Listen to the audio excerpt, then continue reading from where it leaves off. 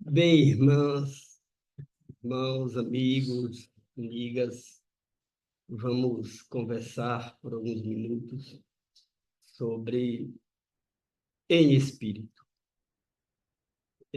O interessante é que esta é a segunda parte do versículo 13. A primeira parte faz parte, com toda a redundância cabível, ao tema segundo a carne, que foi um comentário de Talita, acho que há 2 semanas atrás, na qual ele diz: se viverdes segundo a carne, morrereis. E agora aqui ele diz: mas se pelo Espírito mortificardes as obras da carne, vivereis. Quando Paulo escreveu esta epístola, esta carta, ele estava em Corinto. Segundo alguns historiadores, foi lá pelo ano 56, 57.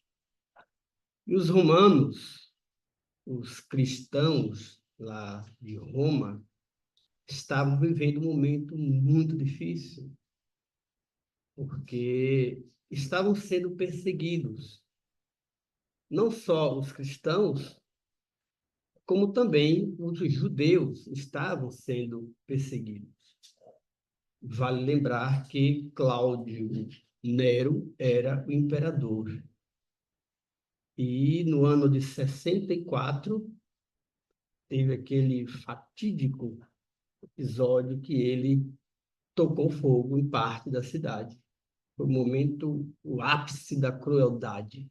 Mas em 54, 56 aproximadamente, Paulo, em Corinto, escreve esta carta. E escreve dando um alento, porque já haviam perseguições severas. Então, ele começa a carta agradecendo aos romanos por permanecerem na fé, e em seguida ele fala da importância, o que vale não só para os romanos, evidentemente, vale para todos nós, da importância de nós estarmos atentos às questões espirituais. E não só atentos. Ele nos chama a atenção durante, principalmente, o capítulo 8º, da importância de nós nos vermos enquanto espíritos envoltos num corpo de carne. Coisa que raramente a gente consegue se perceber como espírito.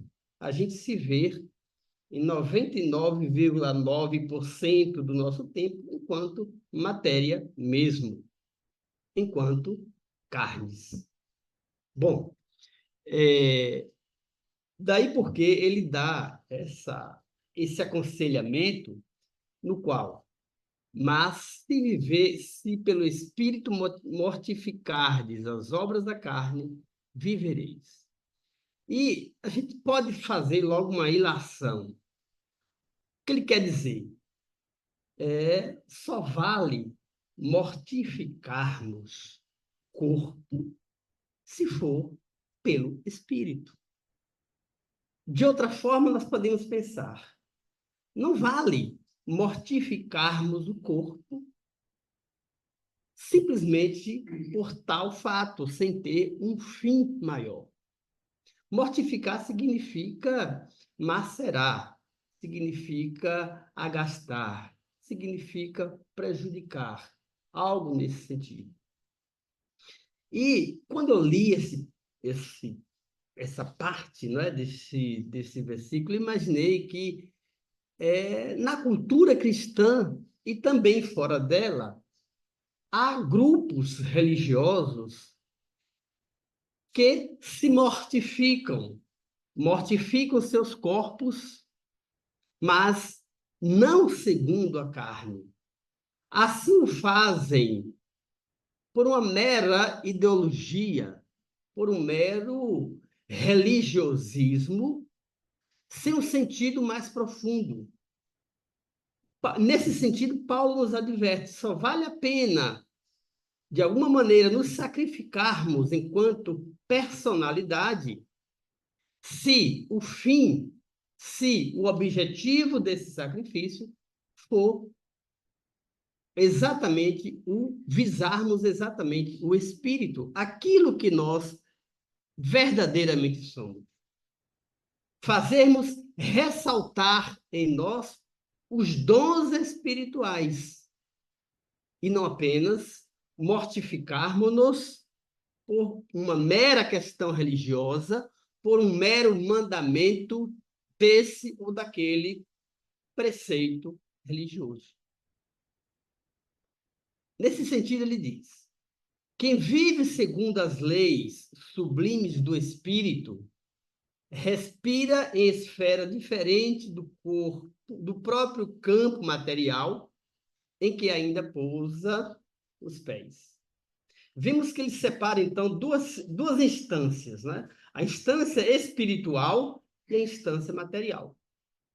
Quem vive sob a égide, ou quem vive sintonizado com os planos espirituais superiores, vive, portanto, num diapasão diferente daquele que vive sob a égide das circunstâncias materiais.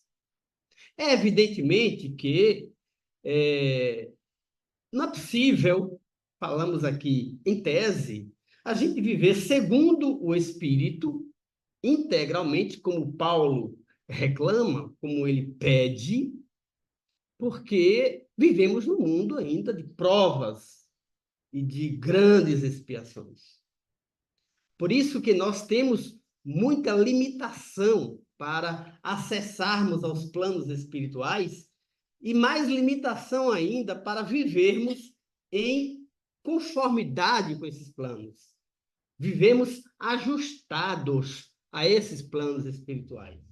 Mas quem assim consegue, o que não é fácil, o que é um desafio imenso, respira um ar diferente. Evidentemente que sim. E abaixo, seguindo o raciocínio, ele dá a mostra do comportamento que é da criatura que vive segundo o influxo dos planos espirituais superiores. Avançada, portanto, é a compreensão da pessoa que vive nesses planos. E esta pessoa, portanto, tem condutas, tem comportamentos diferentes.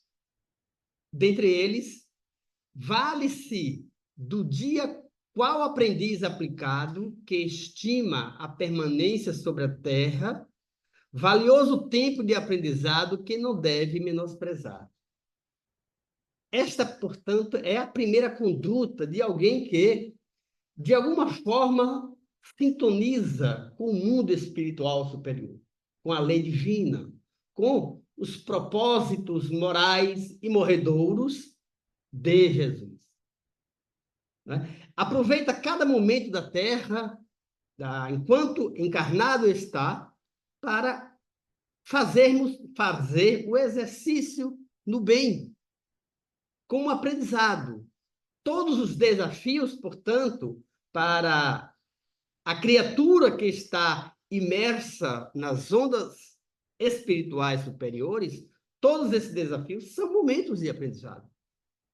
E por serem momentos de aprendizado, elas, em vez de maldizerem esses momentos, muitas vezes agradecem. Vejamos qual é o diferencial na conduta de pessoas que se alinham ao pensamento do Cristo. Aproveita cada momento difícil aqui na Terra para aprender. E nos momentos mais desafiadores, esses momentos para essas pessoas são aqueles que mais importância têm, porque são neles que essas pessoas têm para aprender. Outro ponto. Encontra no trabalho a dádiva abençoada de elevação e aprimoramento. Enquanto a maioria de nós aqui encarnados vê o trabalho, percebe o trabalho como um fardo, um peso, não é? Aliás, trabalho vem do latim tripalio, que era exatamente um instrumento de tortura da Idade Média, com o formato de um tridente. Então, nós carregamos, pelo menos a grande maioria de nós, carrega ainda o trabalho como esta ferramenta de tortura. Por isso que a gente começa a trabalhar hoje, entra no emprego hoje, já começa a pensar quantos anos falta para se aposentar. Porque, de fato, o trabalho, para muitos de nós, é um momento difícil, né? Mas para a pessoa que encara a vida sob a visão que Jesus nos ensina, né, o trabalho é uma dádiva abençoada, é uma oportunidade. E aí nós estamos aqui a falar sobre o trabalho profissional. Qualquer trabalho edificante, qualquer trabalho que vise o aprimoramento pessoal e o aprimoramento do outro, é uma dádiva, é um momento que a lei nos possibilita, nos faculta para o aprendizado. Porque a gente só aprende no exercício. Onde é que mais nós podemos exercitar as nossas faculdades espirituais? No convívio com o semelhante.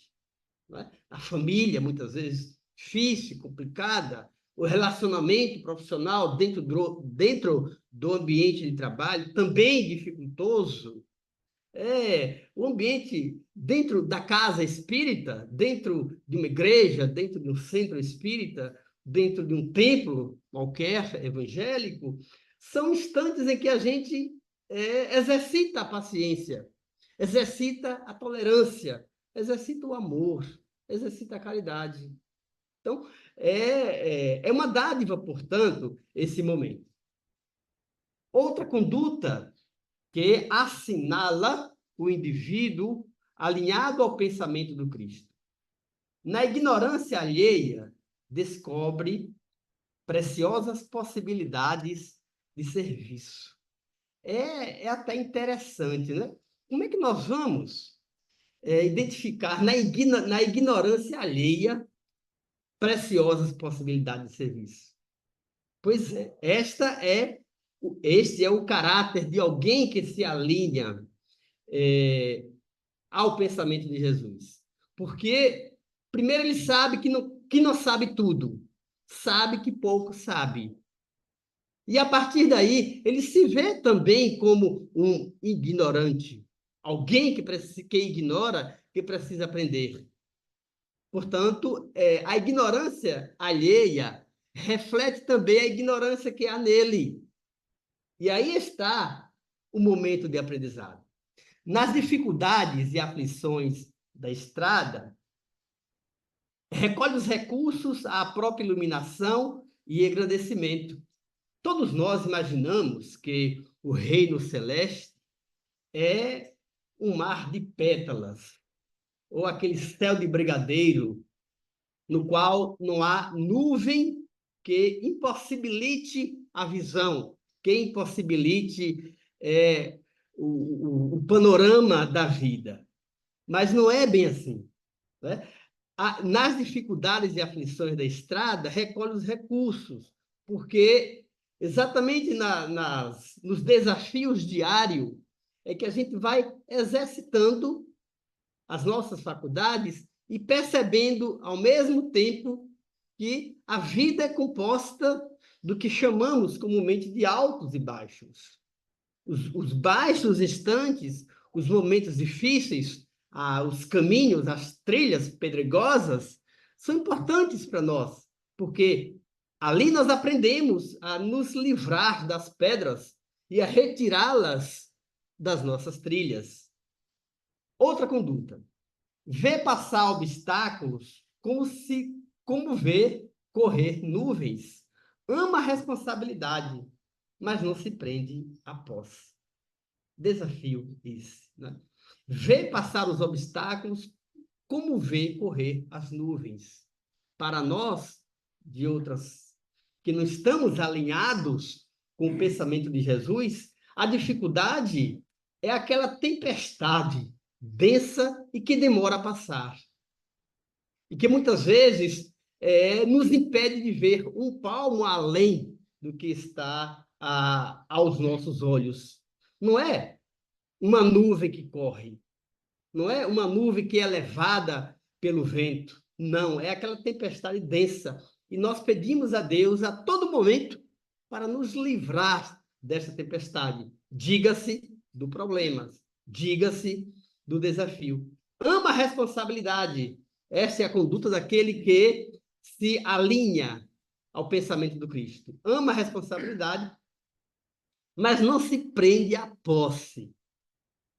Nós agimos exatamente da forma contrária. Nós transferimos a responsabilidade que é nossa para os outros e adoramos a posse. Esta, nas mais das vezes, a nossa conduta, o nosso comportamento. Dirige com devotamento, contudo, foge ao domínio. Ou seja, o indivíduo, mais uma vez, alinhado à ideia do bem, do amor, diga-se, alinhado à boa nova de Jesus, não tem necessidade de dominar em nenhum aspecto possível, nem no domínio das questões materiais, nem também das questões emocionais. Ele não quer ser melhor do que ninguém. Ele não quer ser o detentor da verdade, da única ideia, daquela mais acurada, aquela mais correta, porque ele sabe que é uma pessoa em aprendizado. Então, quando a gente observar na conversa, no diálogo, alguém que se põe na condição de detentor da verdade, pensemos, é quem menos sabe. É quem menos sabe. Ampara, tem inclinações doentias. Serve. Corta a gravação. Ampara sem inclinações doentias. Serve sem escravizar. Sem escravizar-se. E acrescentamos aqui também sem escravizar. Permanece atento para com as obrigações da sementeira. Todavia, não se inquieta pela colheita, porque sabe que o campo e a planta, o sol e a chuva, a água e o vento pertencem ao eterno doador. Lindo isso, né? Nós somos extremamente imediatistas. Então, se nós queremos compartilhar uma ideia nossa com quem quer que seja, de pronto a gente quer que aquela pessoa, que o ouvinte, entenda, assimile e admita aquela ideia nossa, preferencialmente sem questionar. Não é? É uma grande falha da nossa parte. Mas aquele indivíduo que está movido pelo sentimento do bem, não. Ele entende que o eterno doador, que é Deus, nos dá o tempo para tudo. Então, há o tempo da sementeira, há o tempo em que a semente cresce, transforma-se em árvore, produz frutos, e esses frutos, portanto, com o tempo, obedecendo à lógica do tempo, fica pronto para serem recolhidos. Mas a nossa impaciência quer que tudo aconteça exatamente como nós idealizamos que seja. E muitas vezes nós agimos tiranicamente, subalternizando a todos e a tudo o que podemos transformar em meramente seguidores das nossas ideias. Usufrutuário dos bens divinos, onde quer que se encontre, o indivíduo alinhado ao bem carrega consigo mesmo na consciência e no coração os próprios tesouros. Nós não queremos, como regra, ser apenas usufrutuários dos bens. Nós queremos, de fato, ser donos. Nós queremos, de fato, dominá-los a todo custo, mas quem se alinha à lógica do Cristo Jesus age diferente, né? Onde quer que se encontre, carrega consigo mesmo, na consciência, no coração, os próprios tesouros. E Jesus diz: onde estiver o vosso tesouro, aí estará muito bem.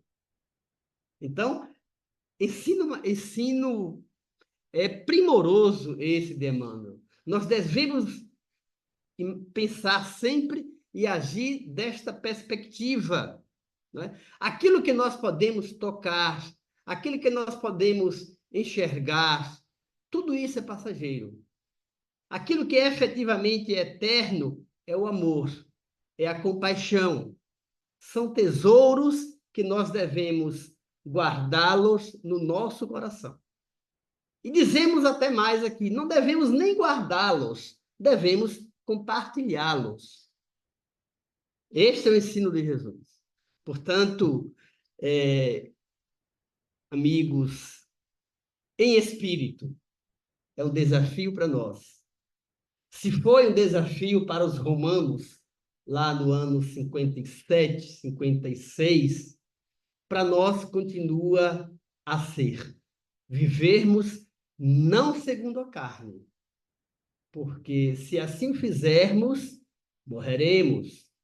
Devemos viver segundo o Espírito, porque assim, ainda que venhamos morrer segundo a carne, ressuscitaremos segundo o Espírito. Deus e Jesus nos fortaleçam nessa marcha ascensional, nesta perspectiva de vida para todos nós.